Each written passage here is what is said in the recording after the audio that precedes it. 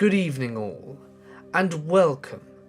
Before the video begins, I just want to thank all of you who went over to some of my friends' channels and check out the content they're producing. As I said a few days ago in a previous video, a lot of stuff's been going on and I wanted to explain and share that with you. So you'll be able to listen at the very end of the video to a sort of mini update that I'm going to give you guys. I'm leaving it at the end for those of you who perhaps aren't really that interested, but it's going to be there if you want it. Thank you again to everyone who's gone over to my friends' channels and checked them out.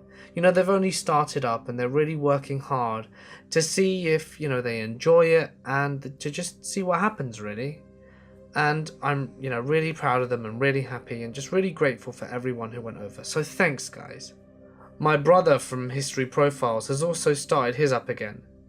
He was having a lot of trouble with his job and finding the free time, but things have been changed around now and he's going to have a lot more time to record and to set up a schedule. So I'm really glad to announce that he is back as well. So it's been, 3 days. This is the third day in a row of me shouting someone out.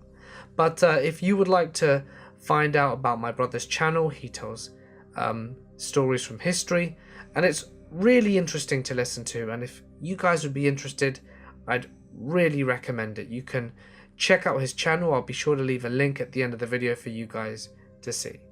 Just don't forget that we're coming to the close on the mega giveaway. We're already on the 8th box and the second day in, so tomorrow make sure to get your entries in and of course have watched today's and yesterday's in order to guarantee your place, as the winner for box 8 will be announced the day after, and at that point there are only 2 boxes left. So hurry and make sure you try and win. But anyway, for now it's time to get comfortable and let the darkness take control. I should preface this by saying it was by far the scariest experience of my life, and it's bringing tears to my eyes just remembering it. Basically, on the hill above the city I live, there are a string of rather large defensive forts.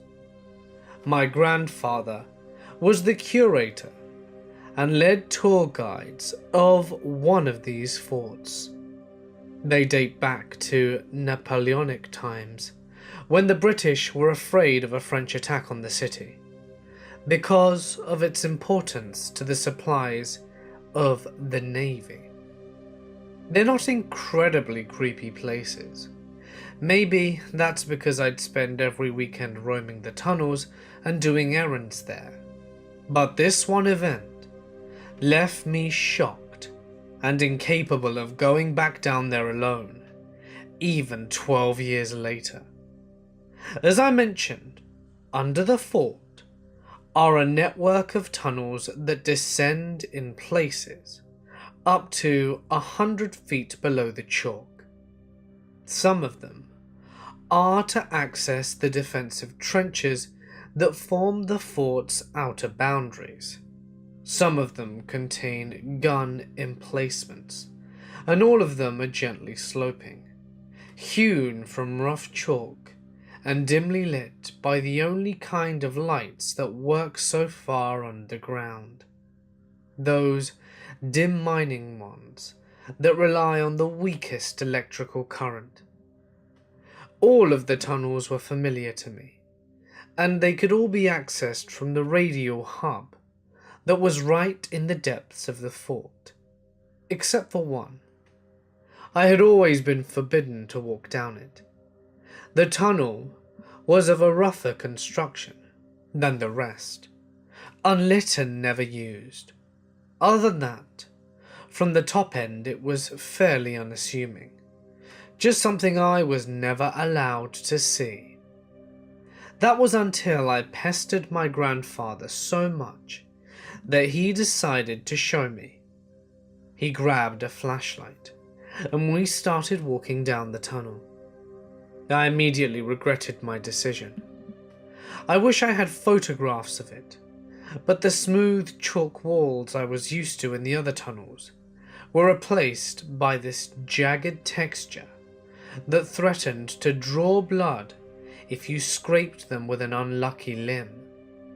My grandfather, curiously, was aiming the torch beam at the left wall of the tunnel, searching for something. He found it, perhaps halfway down. There, inscribed in the chalk, was a rough cross and a date that was nigh illegible. "This is why you're not supposed to come down here," he said. "The tunnel was supposed to be condemned. Someone was crushed right here." A chill ran through me, and I asked to leave. My grandfather chuckled and carried on, saying that there was nothing to worry about. I started to get a bad feeling from then on, as if someone was following us. Eventually, we reached the bottom.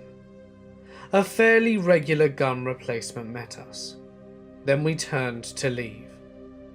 The nature of the tunnels meant that you could see all the way up to the other end, where the door-shaped piece of light meant the security of the radial hub. What me and my grandfather saw chills my bones, and like I said, means I can't go down there anymore. We were 100% the only people in there at the time. We were sure of it. It was out of hours, and my grandfather always locked the main gate behind us whenever we entered the tunnel system, in order to stop people from trespassing and stealing the cannons or old munitions. I swear to you, good listeners, we saw the silhouette of a man slowly walk across the top of the tunnel, turn to face down at us, and then carry on. My grandfather is a brave man, but he looked visibly aggrieved.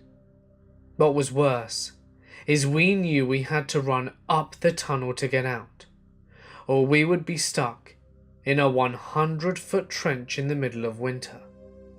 We had to pass the cross of that crushed tunnel worker, and we made it back. We obviously made it out alive, but when someone tells me they don't believe in ghosts, I tell them this story, and it brings a tear to my eye every time I tell someone about it.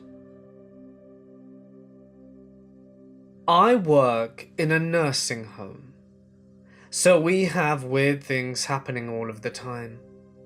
Socks travelling around the halls by themselves, cupboards opening, and stuff flying out. Lights turning on and off. Washing machines just sitting at full of ice water for no reason. But our Alzheimer's unit has the most activity. All of our Alzheimer's rooms have special sensors, so we know if a resident is getting out of bed or is leaving their room. It is to assure that we know where they are and that they don't fall. One particular night, a call light kept going off, promptly, followed by that room's bathroom sensor being tripped. This room's resident had passed away 3 days before, and we didn't have anyone else in there yet. We turned it off about 3 or 4 times an hour, and we were pretty creeped out. Then at 10 p.m, just an hour before it was time for me to leave, we heard a lady screaming for help. We ran back to the source, and it turned out to be coming from that same room. The bathroom sensors started going off again right as we got there. We had to check in case some other resident had gone in, but there was no one. The sink and shower were both running at full blast, with ice cold water. I turned everything off and reset the switch, and gently pulled the door closed as I left. Halfway through closing it, someone or something slammed it closed for me. and I almost had my shoe caught. I refused to go back in for the rest of the night. This isn't my own story, but my atheist, non-spiritual, cynical best friend's afterlife story. To know this kid, and to have him tell this story whilst he's visibly trembling, scared the living shit out of me, and still does. He moved into his grandfather's house a few years ago, so that he could take care of him, since his grandfather was frail and sadly dying of cancer. One night, after his grandfather had come and taken a turn for the worse, my friend was sitting in the living room, watching whatever comes on basic cable at 2 a.m. He didn't get home from work until around midnight every night, and he heard a loud crash coming from his grandfather's bedroom. Thinking that his grandfather had fallen out of bed again, he ran down the hall, opened the door, and saw his grandfather was still in bed, but with his back turned towards the door and his right arm reaching for something in the far corner of the bedroom. That's when my friend saw sparks floating in and out of the wall and ceiling. He watched for about 3 or 4 minutes. His grandfather's arm went back down, and the sparks disappeared through the right wall.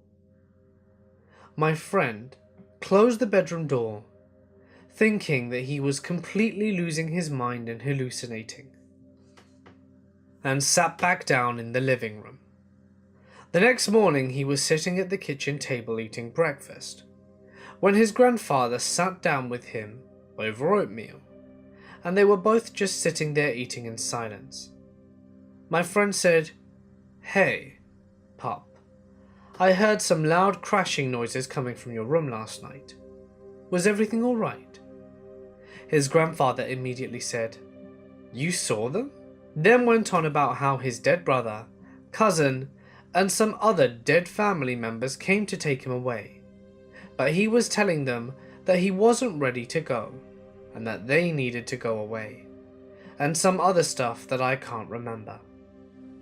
His grandfather died about a month later. He told me this story a couple of days after it happened, and I've heard him say it a few times since. It never changes. One night, I was in bed, getting ready to go to sleep. I was around 17 and living in my parents' basement.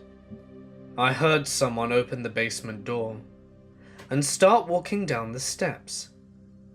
It sounded like they were wearing flip-flops, which was odd because it was clearly very cold outside at this time. They came down the steps and then it stopped. I could hear the flip-flop sound the whole way down. I thought it might be my brother, but he was out with friends and never wore flip-flops. I call out anyway, "Jake, is that you?"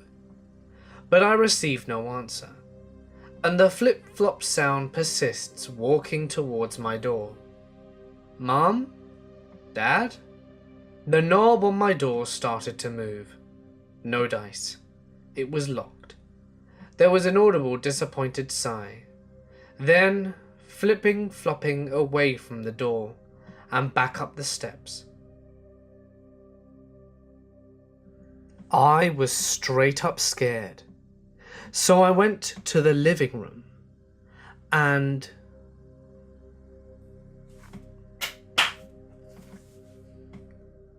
I grabbed a baseball bat and went out to the living room, dividing the bedrooms. There was nothing. No one in the bathroom, no one in my brother's room, and no one on the steps. We had 2 phone lines at the house, so I called my parents' line. "Dad, did you see headlights coming up the driveway or hear anyone come in the house?" He hadn't. Did you or Mum just come down wearing flip-flops? What? No, go back to bed, son. So I did. Eventually I thought someone had snuck into our house. It was the most genuinely terrified I'd ever been. Not until the next day did I realize that 1 year ago to the day, my cousin had taken his own life. I was one of the last people to speak to him, and we'd made plans to catch up together. We never, of course, made it to said plans, and he wore flip-flops almost every single day. Sometimes I wonder what would have happened if the door would have been unlocked. When I was 13, we had a huge German Shepherd who was 7 at the time. This dog was a beast. He wasn't afraid of anything, ever, constantly following me to school and waiting for me to come home at the foot of our driveway. All around a great dog. Again, let me re-emphasize, this dog wasn't afraid of anything. Anyway, we bought this house that we were living in at the time for super cheap because the previous owner had hung himself in the downstairs coat closet and it wasn't selling fast enough. One day, I walked down the stairs to see my dog staring at the closet. Just staring. So, he's standing up, tail between his legs, and isn't moving an inch. Just staring at it. The door was open, which was weird because people in my house are usually good at closing things up.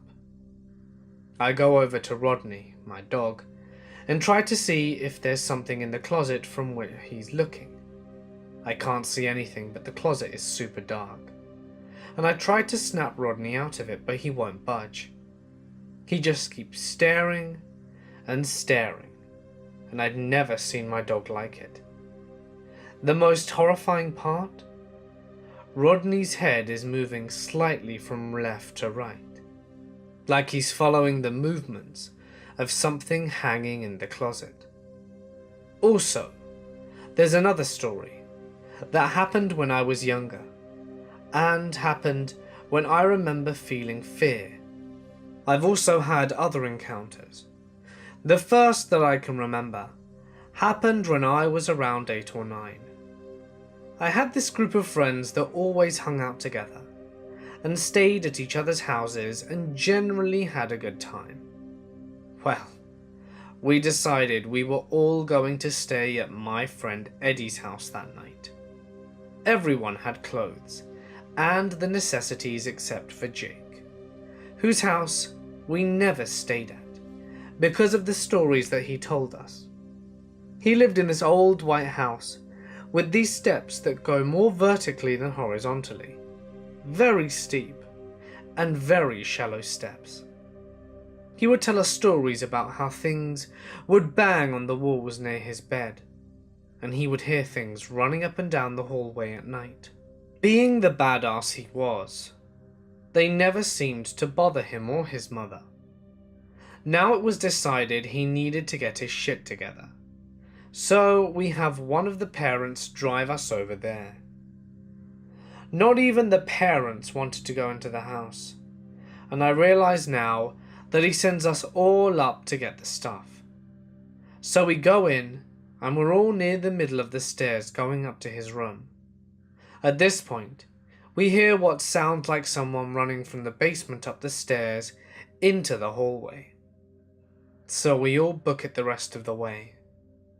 I was the last in line, and just as I was heading to the top of the stairs, I heard it round the corner, where we were all currently running. I looked down and saw nothing, but I heard the spirit start running impossibly fast up the stairs. We got inside the room as it got to the top, and it ran down the hallway, and again we saw nothing. So we were all standing in his room, as he gathers his things, and no one was particularly freaked out by what had just happened, which was odd. I'll just chalk it up to being young and naive, or just plain stupid. I was quietly walking around, checking out all the guns and knives he had in his room, when suddenly the lights go off, and I hear the door slam. I turned pale white, and whipped around and noticed all my friends had snuck out and left me. I quickly ran over and ripped the door open.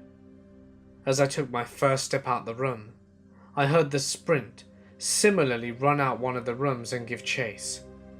I got to the top of the stairs, and I took 2 steps and realized I would never make it down quick enough. So I did what any reasonable person would do. I jumped, hit the ground, rolled, and sprinted for the front door. I heard the spirit run back down towards the basement, just as I neared the front door, and I saw my 2 friends laughing, preparing to hold the door closed from the outside.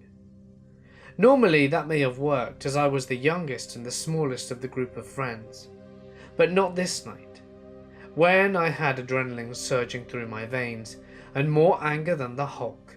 I had the strength of 5 small 9-year-old children, and I didn't even slow as I neared the door. I simply reached out, twisted the knob, and shoulder smashed the door and sent my friends sprawling. Reliving this tale has sent adrenaline in my veins. A few years later, my friend and his mum moved from the house and had it demolished. It was one creepy house, that's for sure, and I never did go back there after that first time. I was around 13, and my cousin, who was 15, were babysitting my little sister, who was around the age of 1, give or take a few months. It was summer out, and the sun wasn't quite setting, but it wasn't high in the air. We were just sitting around bullshitting, watching TV as my sister crawled around on the floor. Great time to be alive, right? We were the only 2 home, and my house is far out in the country near a lake. We have a neighbour that is also a relative, and pretty close, who lives about half a mile away. I've never really had any issues with paranormal things in my house. Never really been scared to be home alone in the middle of nowhere. This day didn't really change that, even though it scared the bejesus out of me. So we were sitting around having a good time, waiting for my parents to return. Then I hear something downstairs, and I'm trying to listen for it in the middle of my cousin talking and the TV going and my sister being a toddler. I didn't hear anything for a while, so I just let it go. And after about 5 minutes we heard something crash to the floor downstairs. My cousin and I look at each other. We mute the TV and listen. More stuff is being knocked over down there, and we start to get nervous. Suddenly it all stops. All is quiet, and we hear someone jiggling the door handle. The door squeals open, and we hear the footfalls of someone walking out of the room. Still looking at each other, we mouth, "Should we go?" We both nod, stand up, grab my sister, and this doesn't sit well with both of us. It then starts stomping up the stairs fairly quickly, and we run out the house. We quickly made our way to our relative's house, but never told anyone exactly why we left. My parents got home later in the evening, and my cousin and I checked downstairs to see what fell, and as far as we could tell, nothing was out of place. It was rather intriguing to say the least, and my cousin never stayed with us again. My best friend dreamed about my stepfather getting stabbed. My family was pretty white trash, and on one particular evening, my uncle and stepfather got into an altercation outside of our house, wherein my stepfather got stabbed in the back. He fell on me coming back inside, and in the process, I got coated in blood. The cops were called, and he was taken in an ambulance as my mother and myself drove to the hospital. This was about 1 a.m. This is before the internet and cell phones and all that jazz, so there was no way for anyone beyond our next door neighbours to know about this. When we returned back to the house, 4 or 5 hours later, there was a message on the answering machine from my best friend. She was crying and apologising for calling so late, but asking me to call her right away, because she had a dream of me being covered in blood. The message was the time stamped as the same time the incident occurred, round about 1 a.m. We had missed her call because we were outside with the paramedics. When I was younger, I would wake up in the night and see maggots or worms crawling on the ceiling. I would feel like time was moving slowly, and when I got up during these episodes, and would feel like I had shifted completely out of reality, and began having very bizarre and frightening visions. Huge, black vistas, with floating black stone monoliths hanging in them. I would see other stuff too, like the shadow of a person walking past my room, when everyone else was downstairs, and I also caught the sight of blood dripping from the ceiling out of the corner of my eye a few times. Not much happens recently, but all my life I've tended to wake up just before something happens in the room. Like, for example, things falling off chairs, posters falling down, lights inexplicably being turned on, and doors opening late at night. The weirdest thing is that none of this really freaks me out. I just accept that it's there and not to be feared. Also, my aunt lives in a previously haunted house, and some creepy shit went on there apparently. They would hear the sounds of scraping from inside the walls, lights would blink on and off, and one time a dimmer switch turned itself on. Note, this was a slider switch on the floor operated manually, which my aunt watched being moved by an invisible force. They would go into rooms where no one else had been in to find an extremely strong smell of old lady perfume. One time, they jokingly said that if there is a ghost in the house, blink the lights twice, and they did. Turns out that an old lady had killed herself in the house before they moved in.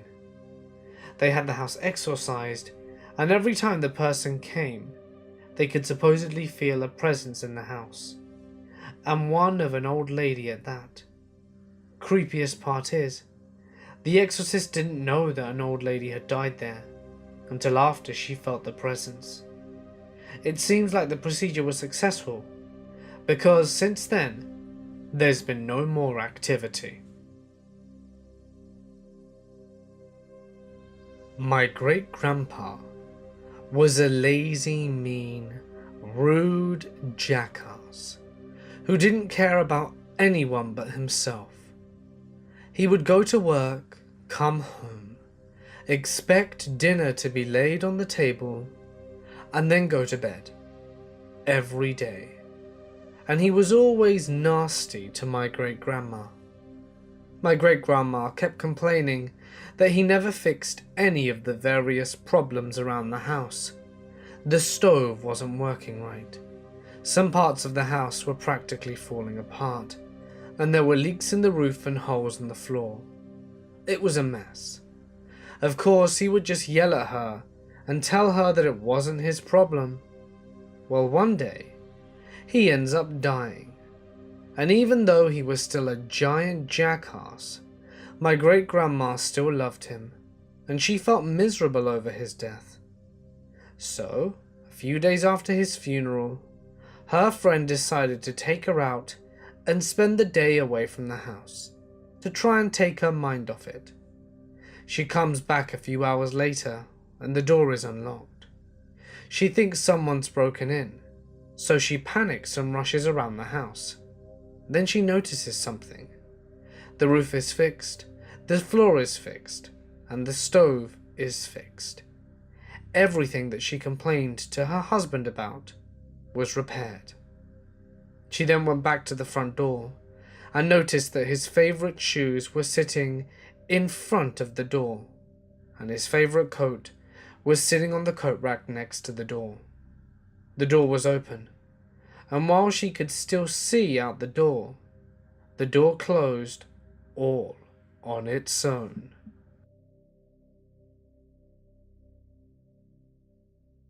When I was 9 or 10, I used to have to lay on the floor to sleep. I'm not sure why I did it. I just found it more comfortable for a while. It was a weird phase. Anyway, I was in my bed, and I had just burritoed myself up in all the blankets and sheets, took my pillows and flopped them on the floor to settle in for the night. I remember rolling over to push away a toy or something near me, so I had the space to sleep, and in that exact moment, a hand came through my floor. It looked as if someone had set its opacity in Photoshop to 65%, and it was definitely human. It reached for me in a grabbing motion. However, I don't think it could grab me, because it went straight through my arm, just passing through it. My body went numb.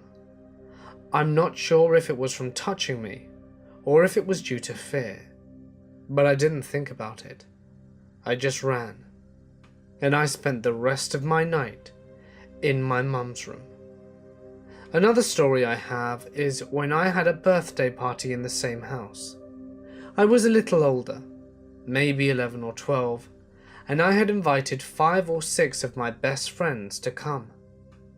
We got bored with whatever we were doing, so I suggested we go ghost hunting, since I had a friend who told me that things went on in my house.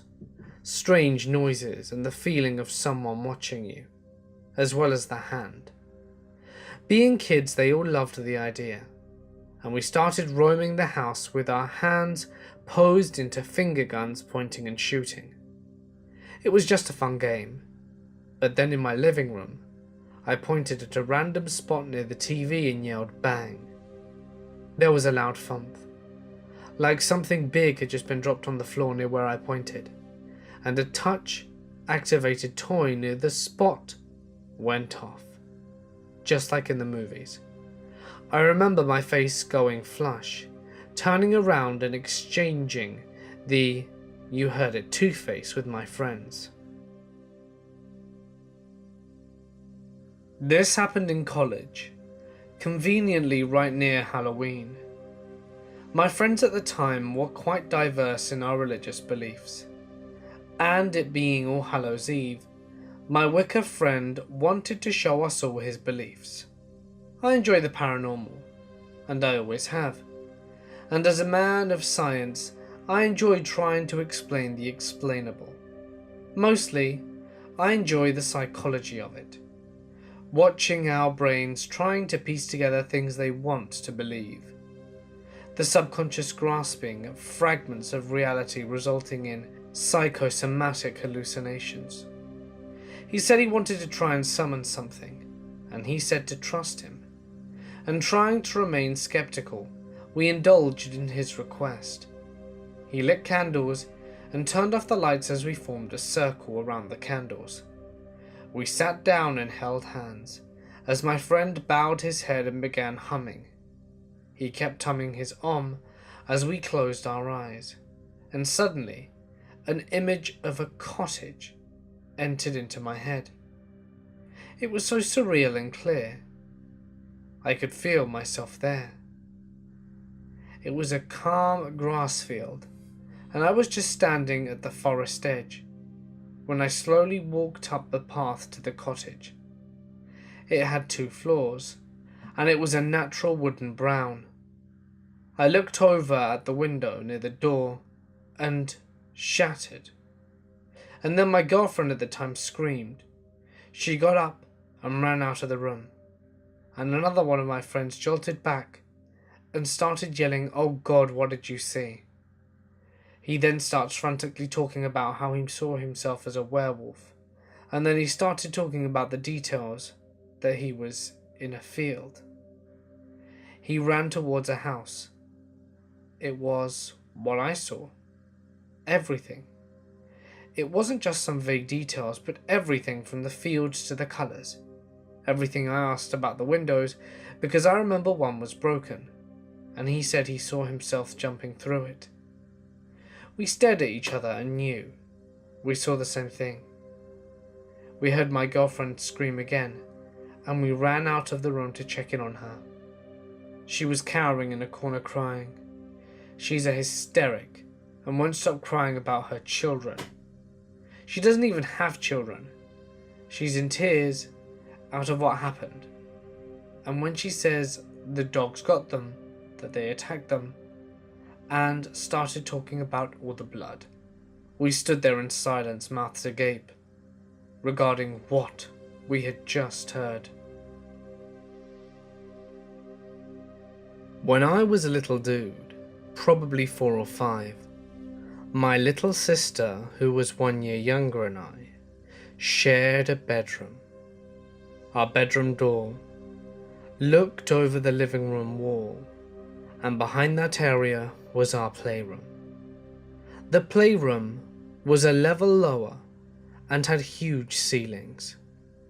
So the living room was roughly 6 to 8 feet above the playroom. One night, I woke up and saw a dark, blue hooded figure holding what looked like a candle coming through the wall. It looked towards our bedroom and then continued to float into the living room. I was so little I just hid under my blankets.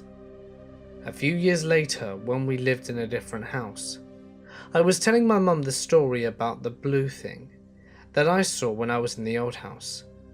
My sister was doing homework at the table, and her ears perked up before I finished my story and said, "Did it have a candle?" "Yeah." "Did it come through the living room wall?" "Yeah." "Did it look into the bedroom?" Yeah, actually." Then my mum says, it didn't have a hood by any chance, did it?" "Yeah? What the hell was it?" My mum says, "I don't know. Your father used to tell me that he saw the blue cloaked guy with a hood and a candle hanging out by the barn rafters at night. I always assumed he was drunk or high, but I never believed him until now. I can still picture that thing so vividly. My sister and I are in our early 30s, but we still talk about it on occasion. In my final year of college, I lived alone in an apartment. I loved it, until I started dealing with something weird.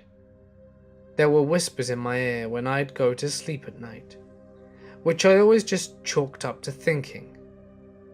But then it became weirder.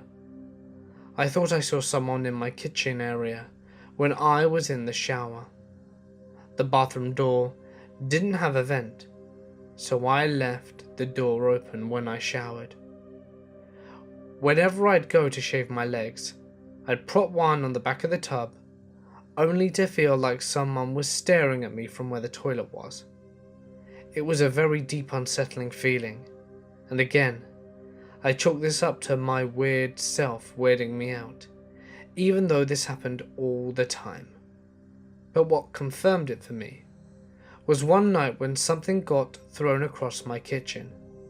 A few minutes later, I had turned my lights out to go to bed, and in the morning, I found my beach stone had been sitting on the table on the other side of the apartment, and it was right next to the front kitchen door.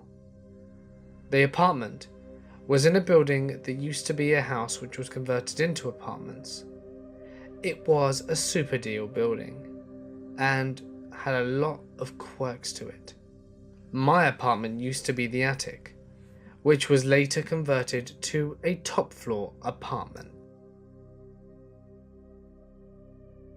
When I was 15, my best friend went to see his pastor uncle out on the East Coast and came back with quite a tale.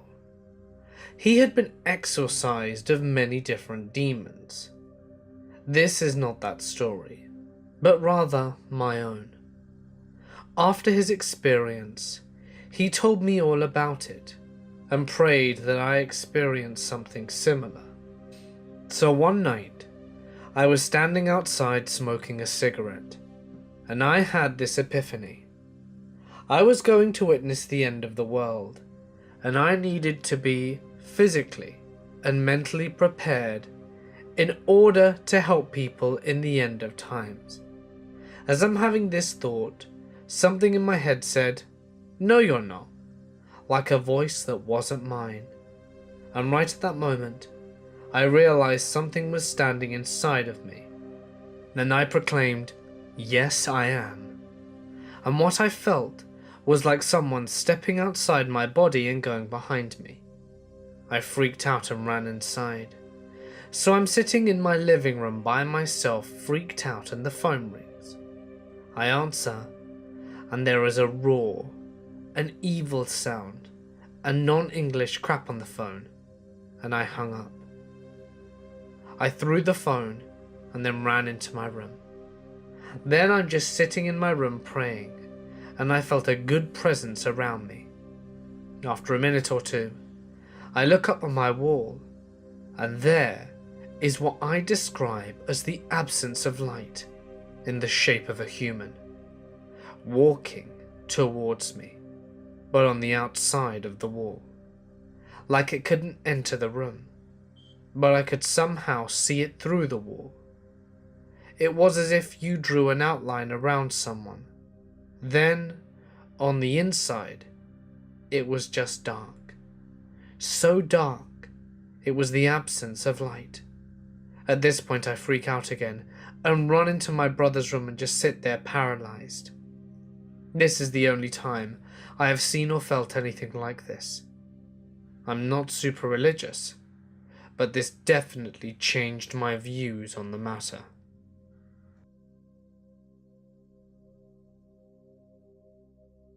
When I got married last year, I wanted to devote a small portion of the ceremony to my grandmother, who raised me. She had recently passed away. The minister announced that we were lighting a candle in her memory. I walked over to the table with the candle and struck the match. And as I was lighting it, a number of the guests' phones started ringing loudly. The noise startled me, and I looked at the crowd, and about 5 or 6 people were fumbling with their cell phones, trying desperately to turn them off. My father was one of them, and he was in the front row very close to me. He was obviously extremely embarrassed, and looked up at me, and I could tell he was having trouble getting it to stop making noise. But when I reached out to see if I could help him, all the phones went quiet, and we paused for a moment and resumed the ceremony. This might not seem strange, but at this point, I had no thoughts of the supernatural. I was just slightly annoyed that people caused an interruption with their phones during my wedding. Anyway, a little after, my dad came up to me and apologized and kept talking about how crazy it all was. He swears that his phone was on silent mode and that there were no missed calls in his logs. I'm 99% skeptic, but it was really weird for 5 or 6 people to get phone calls. I know it's mostly self-comforting, but it's nice to think that she may have been around on the day that was very important to me, and that those 6 phones ringing were her way of letting me know from the other side that she's happy for me or proud of me. Either way, Grandma, I hope you're in a better place. My father was diagnosed with COPD in October of 2010. He had been an alcoholic for as long as I can remember, which led to his death even faster. He would not stop drinking or smoking, even though he had an illness that could lead to his death. A week before Christmas, A year after he found out, my mum and I caught the flu. It was bad. My dad was not doing too good at all. He couldn't get up. He was just going through this weird absence where he would only say a few things. "Lord, I love you. Please help me," were a few examples. He would look at me like I was not there and point to his TV controller at the wall and try and change the channel on the TV, but the TV was on the opposite side of the room. I now know that he was having seizures from alcohol withdrawal. But anyway, back to being sick. I couldn't get back up to help him, as my mother and I were his caretakers since he would not allow anyone else, including nurses, to look after him. My mum went outside, and she was feeling a little better, so she could get some fresh air, and my father kept calling out to her. "Karen? Karen!" I kept hearing. Even though I could hardly move, I got up from the couch and opened the door. "What do you need? Mum's outside." I was shaking horribly. The last words he said to me were, "That's all right, Maul. Go lay down. I love you." When my mum came in, she called an ambulance because he was not doing well at all. Christmas Day rolls around, and we open presents and such. My dog goes over to my dad's bedroom door to try and see if he will come out too. My heart just sank, and at around 12 after eating lunch we got the call. "This is the doctor, and I'm sorry to inform you, but John has passed away." It was very sad, but I never cried. I hardly felt anything, to be honest. I was sad, but I never cried. I hardly felt anything, to be honest. I never really felt like I lost something that day. Fast forward a few weeks. I'm at my sister's house, and I have a strange dream. I walk out of my bedroom door, and there's my father sitting at the kitchen table drinking his coffee like he used to. He looked very healthy. I asked him, "Where are you staying?" He replied, "Oh, I'm staying at Connie's apartment." Connie is my aunt who died a year before. My hallway, which didn't have a door before for some reason, had one. He had me follow him, and we were at my aunt's. I asked him a few more questions, and that was it. I thought I'd just had a dream, because I missed him, but I now know that wasn't the case. So, anyway, picked up his ashes from the funeral home, and then strange things started to happen at my house. It's usually a comforting environment, but it felt very eerie for some reason. I was in my good evening all, and welcome.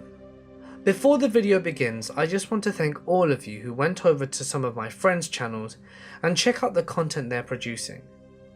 As I said a few days ago in a previous video, a lot of stuff's been going on and I wanted to explain and share that with you. So you'll be able to listen at the very end of the video to a sort of mini update that I'm going to give you guys. I'm leaving it at the end for those of you who perhaps aren't really that interested, but it's going to be there if you want it. Thank you again to everyone who's gone over to my friends' channels and checked them out. You know, they've only started up and they're really working hard to see if, you know, they enjoy it and to just see what happens really. And I'm, you know, really proud of them and really happy and just really grateful for everyone who went over. So thanks, guys. My brother from History Profiles has also started his up again. You know, he was having a lot of trouble with his job and finding the free time, but things have been changed around now and he's going to have a lot more time to record and to set up a schedule. So I'm really glad to announce that he is back as well. So it's been, you know, 3 days. This is the third day in a row of me shouting someone out. But if you would like to find out about my brother's channel, he tells stories from history, and it's really interesting to listen to. And if you guys would be interested, I'd really recommend it. You can check out his channel. I'll be sure to leave a link at the end of the video for you guys to see. Just don't forget that we're coming to the close on the mega giveaway. We're already on the 8th box and the second day in, so tomorrow make sure to get your entries in, and of course have watched today's and yesterday's, in order to guarantee your place, as the winner for box 8 will be announced the day after, and at that point there are only 2 boxes left. So hurry and make sure you try and win. But anyway, for now it's time to get comfortable and let the darkness take control.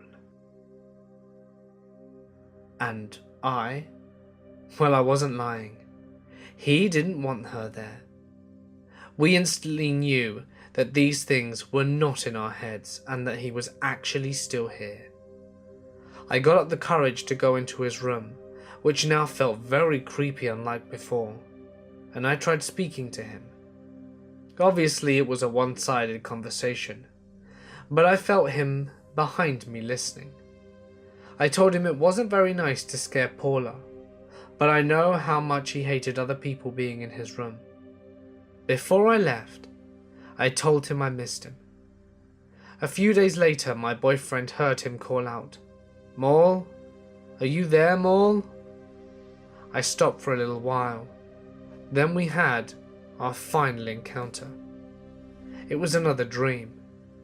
It started in my room again, where I walked out into the hallway, and he was just standing there with a big grin on his face.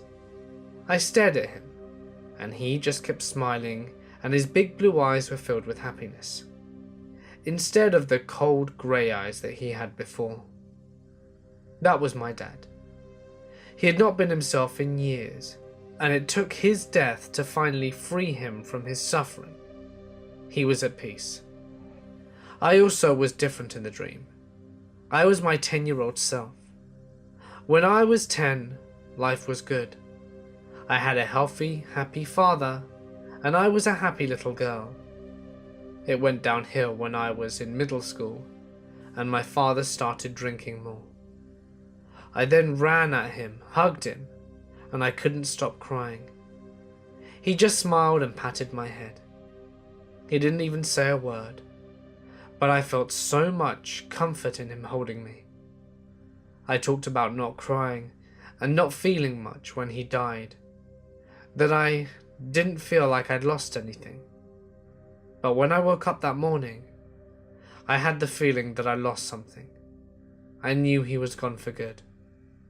That dream would be the last I'd ever see of him, and that was his way of saying goodbye. I lost it and started bawling. After that, nothing else ever happened, and the house was comfortable again. He just didn't want to leave without telling his little girl goodbye. Well, that's my story. I know most of you won't believe it, but it's true. I miss my dad. So this happened while I was living at home. I hear a glass breaking in the middle of the night. I think someone is trying to break in or something, so I call my grandpa as he lives downstairs, since my mum was away from the weekend. I wake him up and start searching upstairs while he searches downstairs, with not a single piece of broken glass to be found. I shrug it off and forget about it. A month later, my mum bursts into my room in the middle of the night, whispering and yelling about hearing broken glass and thinking someone is breaking in. I sleepily tell her that it's nothing, and I heard it a few months ago as well. She decides to go downstairs and check it out just to be sure. On our wooden mantel above the fireplace, we keep a religious candle. This one, I believe, was the Sacred Heart of Jesus burning all the time. We've had it for the past 21 years, and I think even before that. Nothing like this had ever happened. My mum walks downstairs to see if half of the candle glass had been shattered. The liquid wax poured out into a river, and somehow the flames travelled down the liquid wax and lit a little corner of our wooden mantelpiece on fire. I have never seen glass break happen like that, and I've seen a lot of glassware break in my time. in labs and in chemical engineering student life for many different pressures, temperatures and stress factors. And I have never been more scared in my entire life. I was sleeping on the couch at a friend's apartment, talking on the phone at 11 p.m, with the lights off and only the TV on, when I see the shadow of a person walk from the kitchen to the bedroom hallway. I felt bad and thought that I had woken up her boyfriend, so I called out, "Mike?" to get no answer. So I got up and walked the 6 feet from the end of the couch to the hallway bedroom door. Bathroom was wide open and empty. Though it was creepy, laughed on the phone, we went to sleep. I woke up next morning about to hop in the shower, so I got undressed and began brushing my teeth, when I see these weird marks on my thigh. 2 perfect sets of fingertip bruises, like someone had been grabbing my legs from behind and pulling them apart, that weren't there the night before, and I hadn't done it in weeks. Completely freaked out. So I told my friend what happened, and she just eye-leveled with me and said, "Well, things like that happen here." Turns out, the graveyard across the street was pretty active when it came to odd lights and sights. They had things move around in their apartment after they first moved in, and had gone to the apartment manager thinking they may not have rekeyed after the last tenant. She pulled a stack of pictures out of her desk, and my friend said some of them were old school Polaroids, and they were taken with orbs, weird shadows, even had a kid sitting in a chair that had what looked to be a hand resting on his shoulder. These pictures had been accumulating for over 20 years, and people seeing and hearing strange things about the buildings and the grounds. Obviously management knew about it, but what were they going to do? They told my friends that if anything really out of hand happened, to notify them immediately.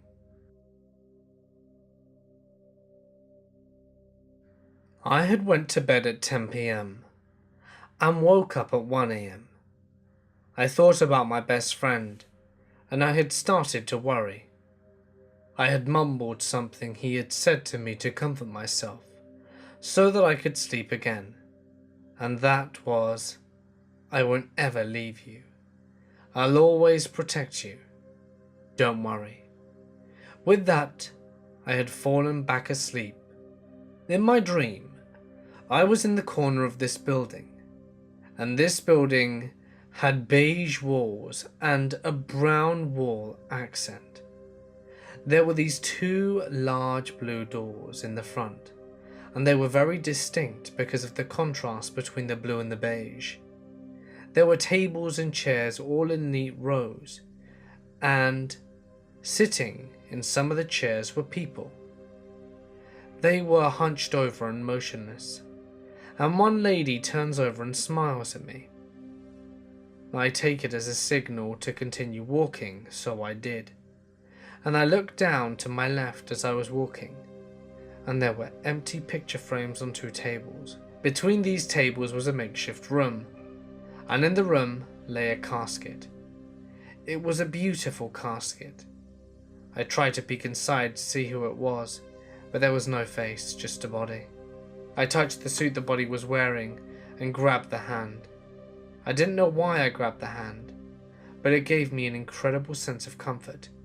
So I held the hand for a minute, and then I walked out, and that was it.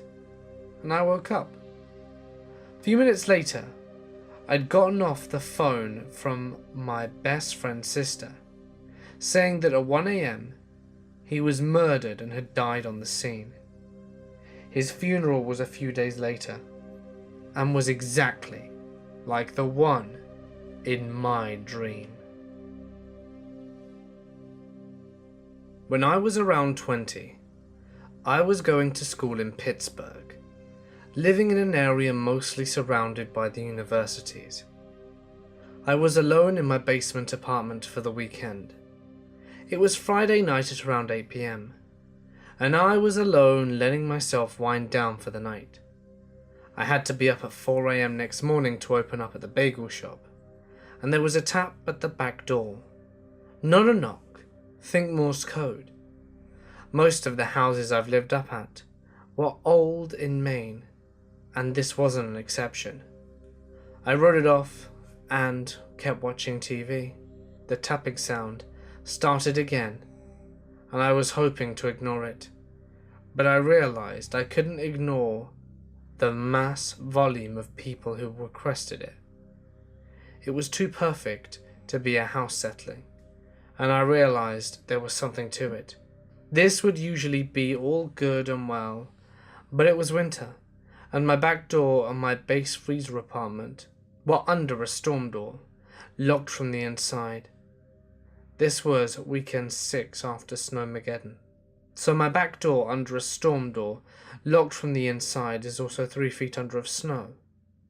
Eventually the tapping became so frequent, I decided to investigate. As I got closer to the door and tapping sound, I put my ear up to the door, and as I did, it went from clapping to slamming. All I could think to say is, "I know you could go, please go away," and ran into my house. The next day, I gathered enough courage to open the door. The padlock was still done. I went through my kitchen's neighbour upstairs to get into the backyard, and my storm cellar was still under the pristine blanket of snow, and no one had been able to bear it or roll it into a cat or a snowman. Every now and again, there's certain important situations I'll hear about the taps, and usually followed by something benign or mischievous. Hey guys, it's Mort here, and thank you so much for listening. Again, as I said at the start, I'd just like to give a huge thank you to everyone who's checked out my recommendations these last few days. My brother has finally found the time to carry on with his really interesting and intriguing history-based YouTube channel. If you're into history, or maybe even if you're not, I'd fully recommend giving it a listen. You know, it's really, really interesting stuff. So thank you everyone. Now for the part that I said I was just going to use to update you guys. So basically, for this last week, I've just had a slew of issues with me not feeling all that great, you know, not having a good day and looking after the baby and being unable to make a video. And a few days ago, for those of you who don't live in the UK, England had just this crazy weather. It was super hot all weekend, and as a result we had some insane lightning storms, the most lightning I've ever seen or heard in my whole life. I think it was absolutely crazy. So the video I released, I think about 3 days ago now, I had ready 4 days ago, and it was just a disaster because when I was about 14%, the internet just decided it didn't want to exist anymore, and I couldn't upload it, and it was really, really late, and I ended up falling asleep, hoping it would go up after disconnecting and reconnecting the internet, and I woke up 3 hours later and, well, nothing had happened. It still hadn't connected, and I started to freak out and trying to go places to get it working, but then I realized it was about 6 a.m, so I couldn't really do much. So just sorry for that. In the end, I didn't need to call anyone to come and fix it. It just kind of fixed itself, but it was still just annoying, a period of no internet, because I thought perhaps lightning had struck, an important part of something somewhere, which meant that it wouldn't work. But anyway, I'm really glad to be back. I'm really glad it's working now. And yeah, so that pretty much sums it up. Not really much to report. Pandora's doing alright. We're doing okay. Just a bit tired, really. But yeah, she's having a good little rest now, which is what's important. But anyway, guys, just thank you so much for your continued support and giving other littler channels a chance to gain some exposure and to impress you. So I'm just really, really grateful for everyone giving my friends an opportunity. Honestly, it really, really means the world to me. But anyway, guys, for now, I am going to sign off. stay awesome, and I'll see you in the next one.